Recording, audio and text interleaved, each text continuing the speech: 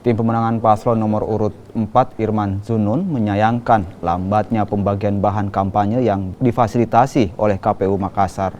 Hal ini karena waktu yang tersisa hanya 1 bulan sebelum hari pemilihan wali kota dan wakil wali kota Makassar pada 9 Desember 2020 mendatang. Usai menerima bahan dan alat peraga kampanye, seluruh paslon calon wali kota dan wakil wali kota akan menyebarkan alat kampanye di 15 kecamatan yang ada di Kota Makassar, Sulawesi Selatan, dan seluruh pasangan calon diizinkan memperbanyak alat peraga kampanye hingga 200%. Kami konfirmasi pada saat kami kemarin lihat di KPU itu jumlah yang cukup banyak. Nah, hanya saja mengingat waktu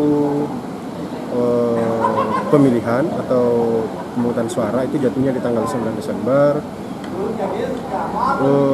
Sebenarnya APKBK ini agak kurang efektif mengingat waktunya sudah singkat.